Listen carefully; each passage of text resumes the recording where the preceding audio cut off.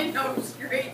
So anyway, I just wanted to tonight be more formal in what I say than I usually am because I love to talk just off the top of my head. However, where is Randy? Where is Randy? He's not here. Closer to me than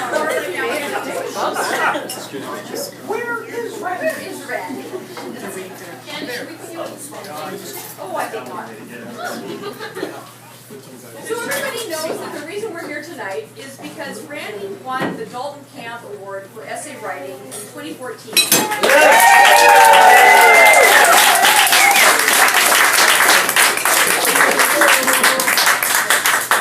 And I think as you may guess, I am so proud of him. So proud of him. And I'm going to just answer a couple of questions that I've been asked periodically since the word started quietly leaking out that this has happened.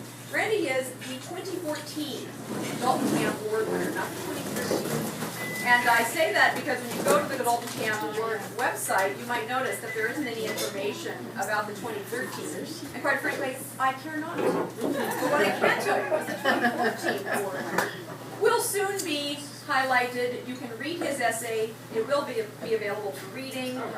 He only has one copy of this amazing booklet that they gave him, which he'll speak to. Gladly willing to sell. Yeah, and you see, it normally would be $50, but we're only asking each person for $75. I see no problem. So you will be able to really get into what he read, but what I wanted to be able to do tonight on behalf of me, because I love Randy so much, that I wanted to tell you some things about this amazing guy. And then he'll tell you about his accomplishment. I'll tell you more things about how amazing. But before I talk about everything I want to tell you, there was a very sweet note just this afternoon from Dan and Shelley, who couldn't be here tonight. Bob Steer also says, way to go. Nice pause. And everything else was like, not as polite. So, but Dan and Shelley write, what amazing talent we have in our wonderful town of Kaslo. Congratulations to you, Randy. You have a passion, you have a vision, and you have talent. Glad others recognize it.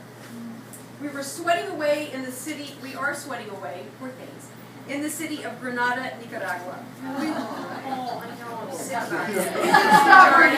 And that's not bad enough. Listen to this. What a terrible We wish place. they could be with us tonight, but instead, it looks like they're going to have to go surfing instead. Oh. To think, and they're missing a glass of champagne and apples. Yeah. They are. My heart certainly goes out to them, as I know yours does. And I'd also really like to thank Aaron and his staff of one this evening for pulling this off.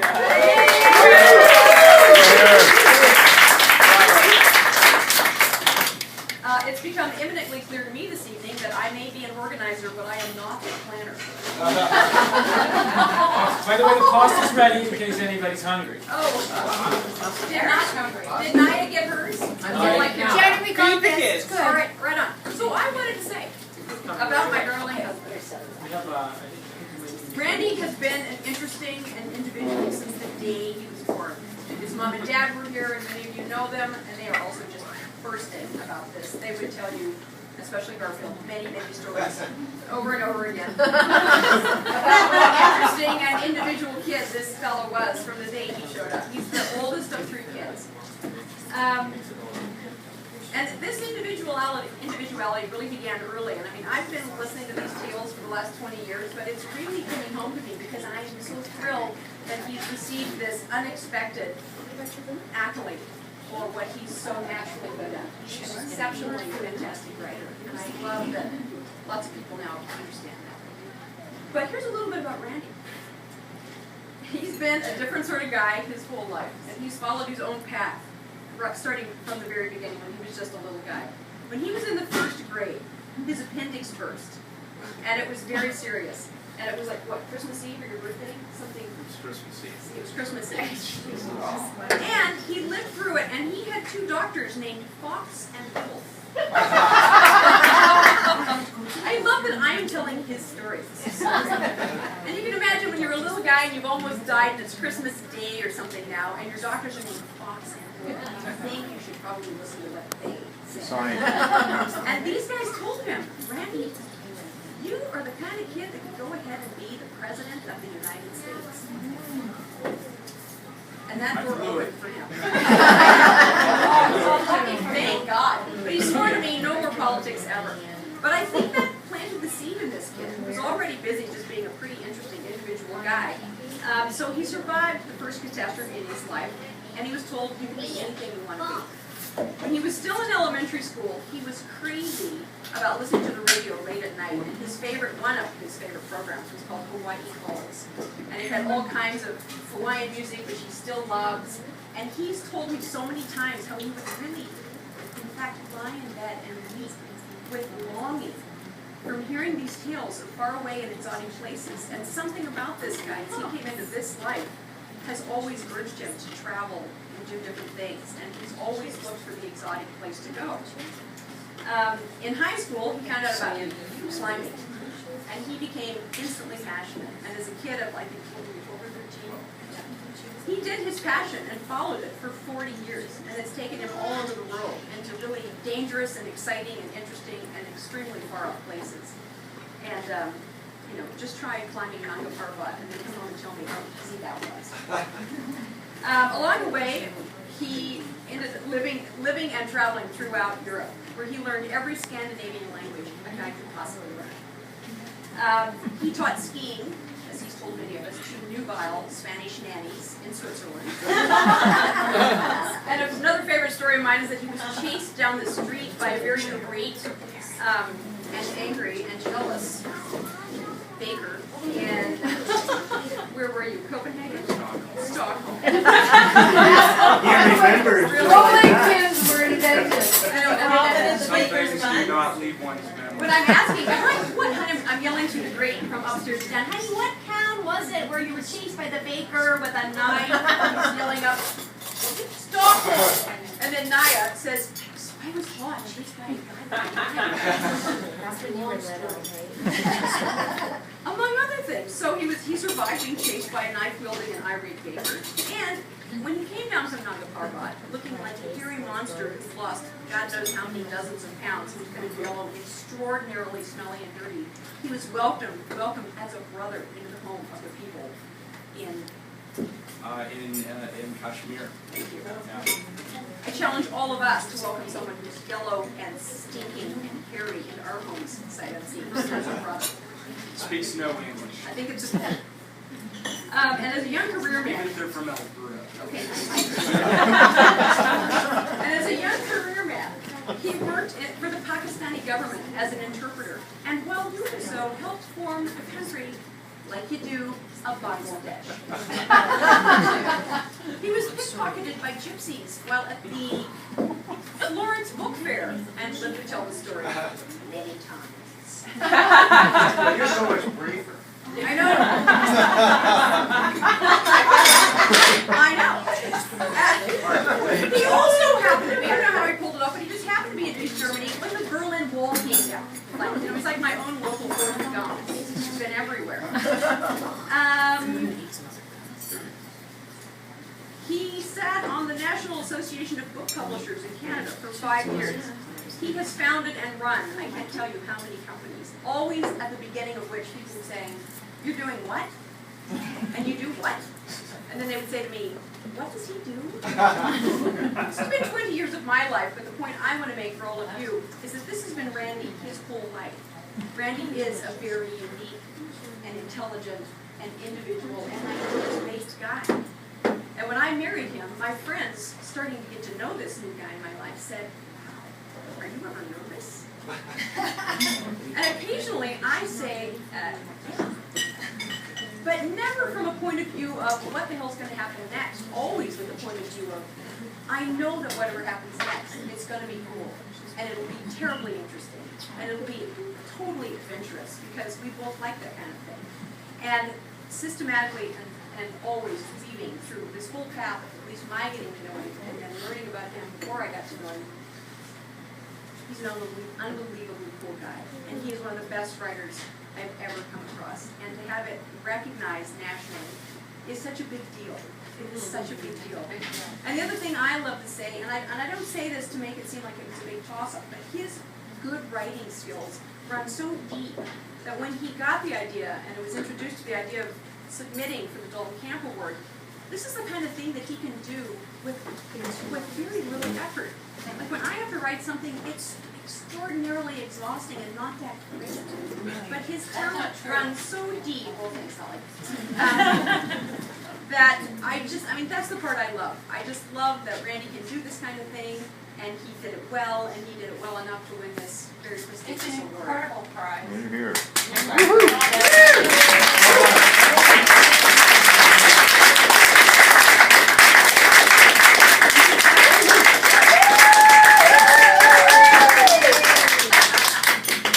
And one of the last things I wanted to say before I turn this over to Randy or anyone else who wants to say really nice things about him is that a million years ago in another Don't life sit down. in Edmonton, I got to win an award one night, and it was a big deal. And I got up and I was speaking in front of a whole ton of people, and it was a woman's award.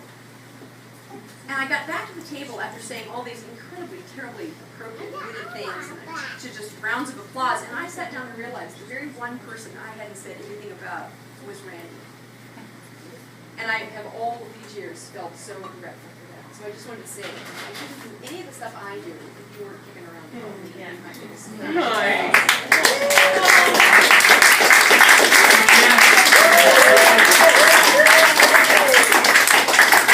Having said that, I really do thank you from the bottom of my heart for coming tonight. It means the world to both of us. You all are family. Cheers. You're so good. And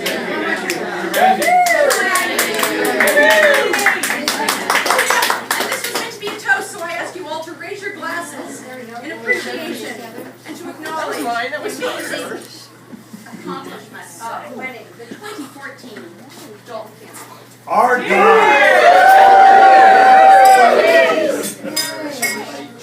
And before Randy steps to the stage or chair, anyone else have anything to say? Lynn Vendors? Just have a little intro to you.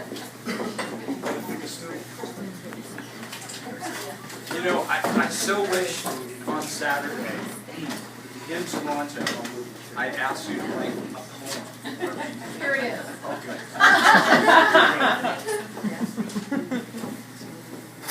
A small drop of ink makes thousands, perhaps millions, think. That's Lord Byron. And that's the heading. When you go to the Dalton Camp Award site, that's their heading. Gathered here tonight to raise glasses and gain insight. Randy Morse, 2014 Dalton Camp Award winner. Well, who was Dalton Camp? He was a great Canadian, a veteran, a copywriter, an advertiser, a political lobbyist, a progressive conservative, and an important voice in our country's perception of democracy. He was a publisher, a published author, and as our winner tonight, won the Order of Canada. No, not that you won the Order of Canada, but a published author. And can that be far off? The Order of Canada? Next year, same time. Randy for Order of Canada. Well, The Order of our gentlemen. so this year it was our man's turn to put pen to paper and help others learn. The theme didn't sway him, but rather fueled his pen. What's the link between democracy and the media in Canada? Oh, just give him a minute. And then... So I went to the website and clicked on winning essays. The CBC is so underfunded, it's still listed 2012 in their archives.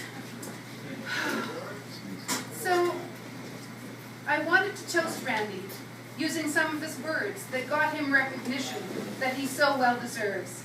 I can only imagine he was succinct with phrase, obviously enlightened the judges with his literary ways, and so regardless of content, it was obviously good. We're thrilled you're a winner. With words, you do so good.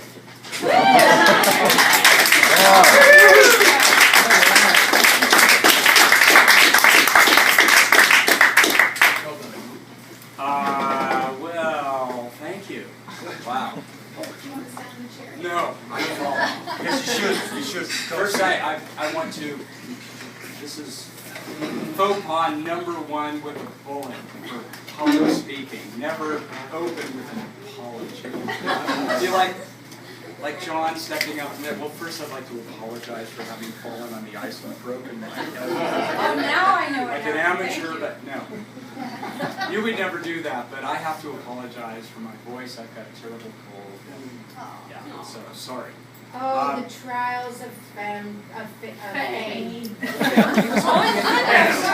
fame. Aaron, more rose to the table. My grandchildren and Susie. Yes, watch out for that. You didn't get a speaking award, Randy, so Well, okay, so I'm going to try and be as brief as I possibly can be. And I want you to know that I was hoping, I'm ignoring all of this, that we could have a multimedia projector here this evening, and I could just project it's only about 10 minutes long, in fact it's just under 10 minutes long, ceremony where the Dalton Camp Award was described to the people at the reception. The fellow Jim Byrne, who's a very famous CBC television producer, who made the award, made his comments, and then I gave my Nobel laureate like 5-minute address, and I was really hoping we could do it. A, because then I wouldn't have to talk tonight, which would be really good news for you, and C, because I wanted you to hear that there I was in Toronto, and you have to imagine the scene. I'm not at some convention center or something. I'm on the 40th floor of a Luxo condo on King Street in Toronto. And it has these wrap-around ceiling-to-floor windows, a giant deck, and we're looking right out onto Toronto Harbor, which is still icebound. And the Toronto Islands, where Chandler was just, and Marlena. They were there just a month ago. Yeah. You can almost see the mist of Niagara Falls over the slight curvature of Lake Ontario. And it was like, as I've said to several of you this evening, it was like being in a Woody Allen movie. Seriously, I walked in, and first of all I got on the elevator with a guy who turns out to be Friends of Canadian Broadcasting's PR guy, Jim somebody, who is still with the CBC and their Ottawa bureau. And so we had a great chat going up to the 40th floor. We walked in, and immediately this like army of servers came up, took our coats, put a drink in my hand, ushered me in. Nice. I like that treatment. Yeah. But what I really wanted you to hear in the video, and I put it on YouTube, and anyone who would like to see it, I'll tell you in a moment what you have to do what I'm about to say. Just send me an email, and I'll send you the link. But you can only look at it yourself. You can't send the link to your grandma or your cousin or anything yet. I wanted you to hear it because I talked a lot about you. I talked a lot about Kaslo, both when I accepted the award and just milling around talking with people who kept asking me, "You're from where?" Well, I've heard of Nelson. BC? Right. So, one of the things I'm most proud about surrounding all of this is the fact that now the Friends of Canadian Broadcasting, which is the lobby group essentially for the CBC, okay, that's what they are. Very powerful, some of them very wealthy people who passionately believe in the importance of public broadcasting in general and the crucial importance of the CBC and Radio-Canada for the actual survivability of our country. That's who they are. That's who's behind the Dalton Camp Award. That's who was in the room with me on Saturday in Toronto. Now know that Kaslo is a freaking cool town. Woo! Yeah. And I'm 95% certain that I convinced them that their next board meeting needs to happen in Kaslo. At the Institute! And that we will absolutely, now the Institute, put together a really rocking, very interesting, provocative conference around which their board meeting will occur. And oh, wait a minute, it looks as though this might occur in what will almost certainly become a swing riding in the next federal election, which makes it even more interesting to do all of that here. So that's some of the stuff that was going on there. All I would say in conclusion is, number one, Dalton Camp, for me, actually, and that's why I went ahead and wrote the essay, actually, epitomizes the Canada that caused me to come here. If you watch the video, you'll hear me say there were 3 reasons why I came to this country. And I'll save that for the video. Watch the video and you'll hear me. But I can say as a sidebar that Dalton Camp, man, and the kind of Canadian that he was one of the reasons why I was attracted to this country in the first place. Dalton Camp was not of my particular political, personal persuasion, but he was sophisticated, he was fair-minded, he was erudite, he was collaborative, he actually listened to people with different points of view. And when he objectively found himself coming to the conclusion that on any particular topic they were right and he was wrong, he said so. And he changed his point of view. He was articulate, he was compassionate, and he was really compelling. So when I first came to Canada in 1972, I used to listen to him on the radio, CBC of course, debating with Stephen Lewis and Eric Cairns. I mean, those are 3, well, Stephen Lewis is still with us today, but where are the others? You know, that kind of incredibly enlightening, inspiring debate is absent right now, in my opinion. They're in you. Yeah. So when I saw that this award was actually named after him, I thought, you know, we should do this. And this is all about writing an essay about the confluence of democracy and media. And I wrote the essay about Kaslo. I wrote the essay about the fact that people like us who live in small, remote places like this, and there are so many other thousands of them across our country and around the world, are relegated to being consumers of other people's news. Think about it for a minute. As I say in my essay, we know all about the loutish, crack-snorting, ridiculous mayor of Toronto. But the only time anyone in Toronto hears about us is if a critical mass of us die some horrible death. That's it. We share that in common with forgotten third world places all over the world. And that's not good enough. It's not. And so I think that personally with the emergence of the internet and new and emerging technologies, we, and every single person in this room has the ability to play a role in this, have an ability to turn that around. I think it's fair to say that after my session in Toronto, there are at least 50 very influential people who now know where Kaslo is and don't think we're all bumpkins. Yeah, we are not. And we aren't. There isn't a single bumpkin in this room except for him. But he's from Hull, and you can't really help it. And we're working, right, Rhonda? We're working to change that. Sad fact. So that's what the essay was about. That's why I wrote it. And finally, I'd just like to say that Janet, I didn't even notice that you didn't thank me when Janet won Female Entrepreneur of the Year Entrepreneur in Alberta. Way back when. Female business person. Because somebody from East LA speaks French so much better than me. I didn't even notice that you forgot to mention it. Thank you for saying what you did, and at the table back there, Naya, Hold up the medal. could you grab the medal and bring it up here, please?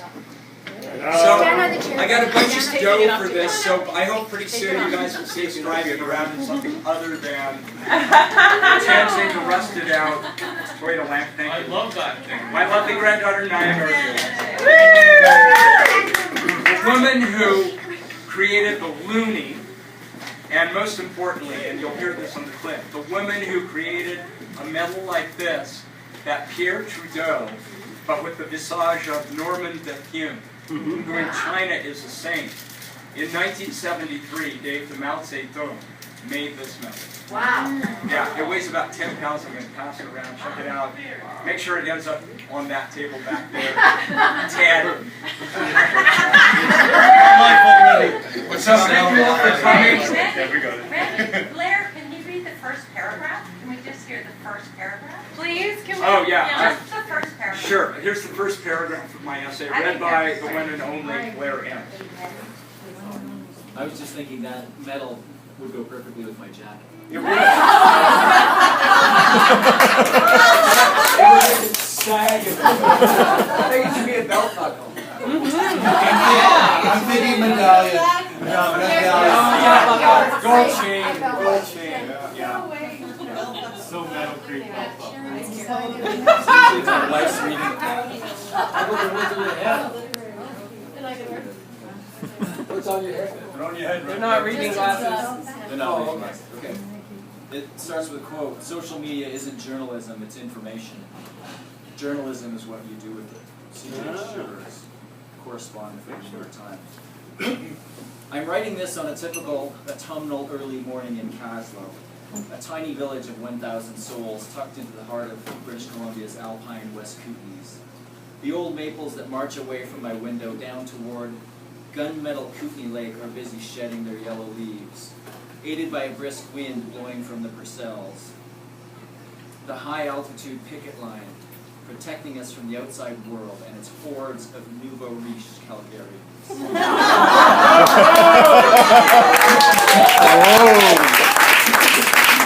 Thank you all for coming. You know, in a way, it varies from person to person, but I can say this quite honestly and generally. I love you all. Thank you for coming.